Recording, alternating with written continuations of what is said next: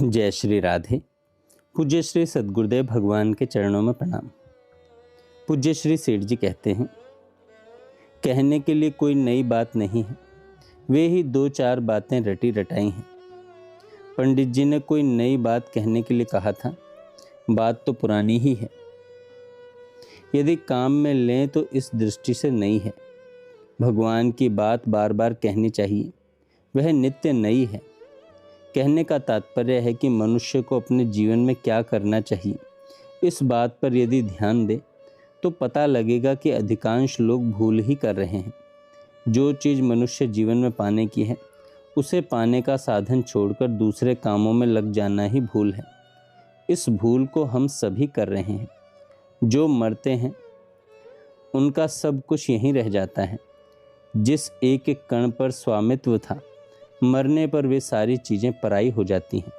जो मनुष्य वासना लेकर मरता है वह प्रायः प्रेत होता है।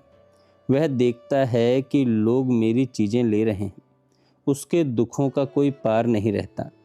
वह दुखी रहता है, नरक में जाता है और बारंबार दुख पाता है। हम लोगों को अपना समय अमूल्य समझना चाहिए। अभी तक हम लोग समय का मूल्य नहीं समझे हैं। मूल्य भी जो लोग समझते हैं वे अपनी अपनी बुद्धि के अनुसार समझते हैं। हम लोगों को उत्तम पुरुष की बुद्धि का आश्रय लेना चाहिए। एक राजगीर है, वह अपने समय की उतनी कीमत समझता है जितनी उसकी दिन भर की मजदूरी है। उसकी मजदूरी यदि 8 आना है तो वह दिन भर की कीमत 8 आना समझता है।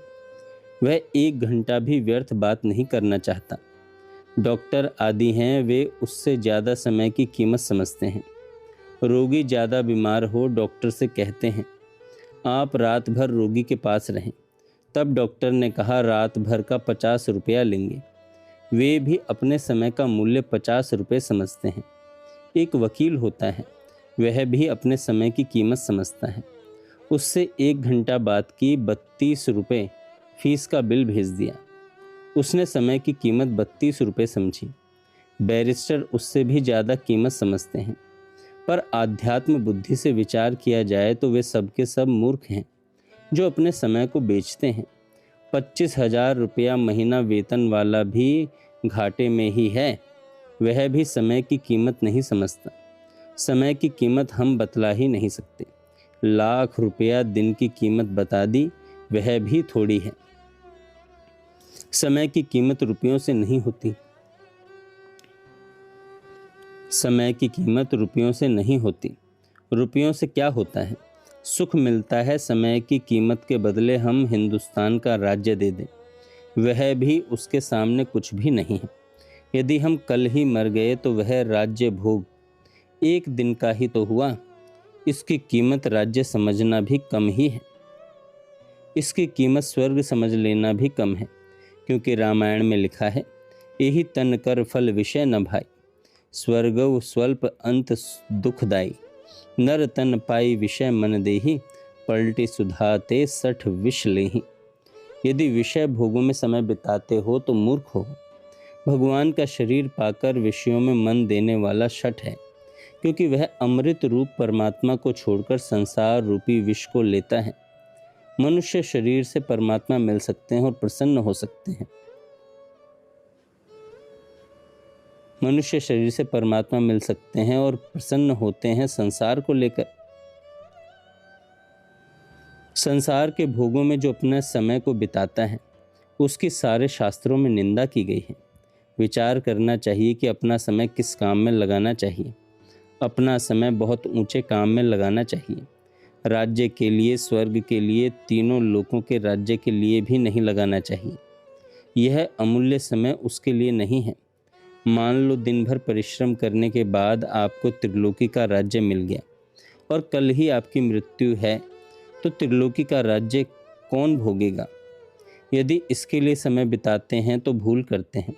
समय उस काम में बिताना चाहिए जिसमें आपका समय बिताना सार्थक हो, जिसका फल नित्य हो, पूर्ण हो। आपकी जिस क्रिया का फल पूर्ण मिले, उस क्रिया को उसी समय छोड़ दें। पूर्ण अपूर्ण क्या है? पूर्ण अपूर्ण क्या है भैया? आज तक संसार के भोग भोगे क्या कभी तृप्ति हुई? नहीं। हमारे यह लालसा लगी ही रहती है कि और सुख मिले। ऐसी भी एक चीज है जिसकी प्राप्ति होने के बाद और आकांक्षा नहीं रहती, वह है परमात्मा की प्राप्ति। उसकी प्राप्ति होने के बाद ऐसी ही बात हो जाती है। इंद्रियों से अतीत केवल शुद्ध हुई सूक्ष्म बुद्धि द्वारा ग्रहण करने योग्य जो अनंत आनंद है, उसको जिस अवस्था में अनुभव करता है और जिस अवस्था में स्थित हुआ यह योगी भगवत स्वरूप से नहीं चलायमान होता है, भगवान की प्राप्ति रूप जिस लाभ को प्राप्त होकर उससे अधिक दूसरा कुछ भी लाभ नहीं मानता, और भगवत प्राप्ति रूप जिस अवस्था में स्थित हुआ योगी बड़े भारी दुख से भी चलायमान नहीं होता। जो पुरुष अंत काल में मेरे को ही स्मरण करता हुआ शरीर को त्याग कर जाता है, भगवान कहते हैं गीता जी में, जो पुरुष अंत काल में मेरे को ही स्मरण करता हुआ शरीर को त्याग कर जाता है, वह मेरे साक्षात स्वरूप को प्राप्त होता है। इसमें कुछ भी संशय नहीं है। यदि मरने के समय भगवान की स्मृति हो गई तो हमारा कल्याण हो गया। जो बीत गई सो गई, जो बाकी है उसकी रक्षा करो।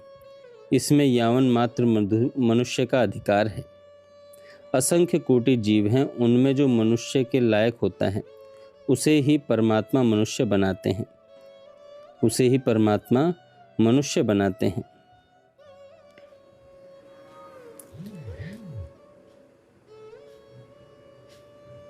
जय श्री राधे।